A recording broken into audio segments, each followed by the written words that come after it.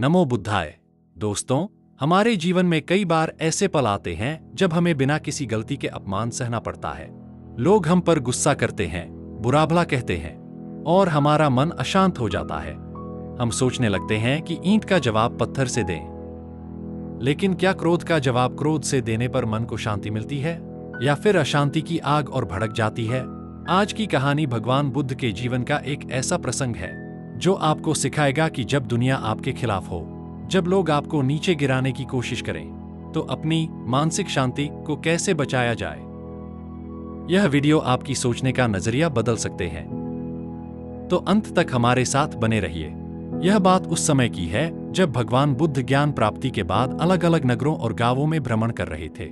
उनका तेज सूर्य के समान था और वाणी में बहते हुए जल जैसी शीतलता थी। एक दिन बुद्ध अपने भिक्षुओं के साथ एक ऐसे गांव में पहुंचे जहां के लोग उन्हें पसंद नहीं करते थे। उस गांव के लोगों को लगता था कि बुद्ध उनके युवाओं को वैराग्य की ओर ले जा रहे हैं और परंपराओं को तोड़ रहे हैं। जैसे ही बुद्ध ने गांव में प्रवेश किया, चारों ओर सन्नाटा छा गया। तभी भीड़ में से एक क्रोधी व्यक्ति, जो उस गांव का सबसे धनी और प्रभावशाली जमींदार था, बाहर आया।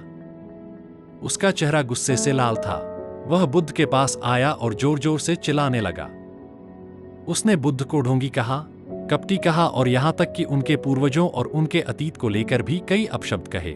वह व्यक्ति लगातार बोलता जा रहा था। उसका क्रोध इतना ज्यादा था कि उसके मुंह से थूक के कण उड़ रहे थे। पूरा गांव यह तमाशा देख रहा था। बुद्ध के शिष्य जो उनके साथ थे, उन्हें बहुत क्रोध आ रहा था। वे उस व्यक्ति को जवाब देना चाहते थे, लेकिन बुद्ध के शांत चेहरे को देखकर वे चुप रहे। वह व्यक्ति गालियां देते देते थक गया, लेकिन बुद्ध चुपचाप खड़े रहे। उनके चेहरे पर न तो क्रोध था, न ही अपमान का कोई भाव, बल्कि उनकी आंखों में उस व्यक्ति के लिए करुणा थी। जब उस व्यक्ति ने देखा कि मेरी गालियों का, मेरे अपमान का इस सन्यासी पर कोई असर ही नहीं हो रहा, तो उसका अहंकार और भी आहत हो गया। वह चिल्लाया, अरे ओ सन्यासी, क्या तुझे सुनाई नहीं देता? मैं तुझे गालियां दे रहा हूं, तेरा अपमान कर रहा हूं, और तू है कि पत्थर की मूरत बना खड़ा है? कुछ बोलता क्यों नहीं? तभी भगवान बुद्ध ने अपनी चुप्पी तोड़ी। उनकी आवाज इतनी शांत थी कि जैसे किसी ने जलती हुई आग पर ठंडा पानी डाल दिया हो।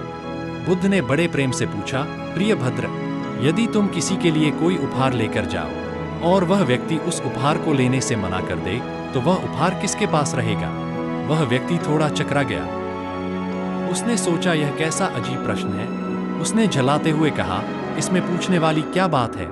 अगर वह मेरा उपहार नहीं लेगा, तो वह उपहार मेरे पास ही रहेगा। वह मेरी वस्तु है। बुद्ध मुस्कुराए और बोले, बिल्कुल सही। ठीक उसी प्रकार आज तुम मेरे लिए जो अपशब्द, गालियां और अपमान का यह उपहार लेकर आए हो, मैं उसे स्वीकार नहीं करता। मैं इसे लेने से मना करता हूं। बुद्ध ने आगे कहा, जब मैंने तुम्हारी गालियां ली ही नहीं, तो वह गालियां अब किसकी हुईं? वह अभी भी तुम्हारे पास है। यह क्रोध, यह जलन, यह अपशब्द, सब तुम्हारे पास रह गया। और देखो, इस क्रोध ने तुम्हें कितना जला दिया है, जबकि मैं अब भी वैसा ही शांत हूं। यह सुनते ही उस व्यक्ति के पैरों तले से जमीन खिसक गई। उसे महसूस हुआ कि वह पिछले 1 घंटे से खुद को ही जला रहा था, बुद्ध को नहीं। उस व्यक्ति का अहंकार चूर चूर हो गया। वह रोते हुए बुद्ध के चरणों में गिर पड़ा। बुद्ध ने उसे उठाया और उसे सत्य का मार्ग दिखाया। दोस्तों, यह छोटी सी कहानी हमें जीवन का सबसे बड़ा पाठ पढ़ाती है। दूसरे लोग आपको क्या कहते हैं, यह उनके नियंत्रण में है, लेकिन उसे स्वीकार करना है या नहीं, यह सिर्फ और सिर्फ आपके नियंत्रण में है। जब कोई आप पर गुस्सा करे, तो याद रखें, वह आपको आग का अंगारा देने की कोशिश कर रहा है। अगर आप उस अंगारे को पकड़ लेंगे, तो हाथ आपका ही जलेगा। शांति जंगल में नहीं, आपके अपने निर्णय में है। अपमान को अस्वीकार करना सीखें और अपनी मुस्कान को अपनी ढाल बनाएं। उम्मीद है बुद्ध का यह संदेश आपके जीवन में बदलाव लाएगा। ऐसी ही और प्रेरणादायक कहानियों के लिए चैनल को सब्सक्राइब करना न भूलें। आप अगला वीडियो किस विषय पर देखना चाहते हैं? कर्म का सिद्धांत, मन को काबू कैसे करें या कोई और विषय? कमेंट करके हमें जरूर बताएं। वीडियो देखने के लिए आपका बहुत बहुत धन्यवाद।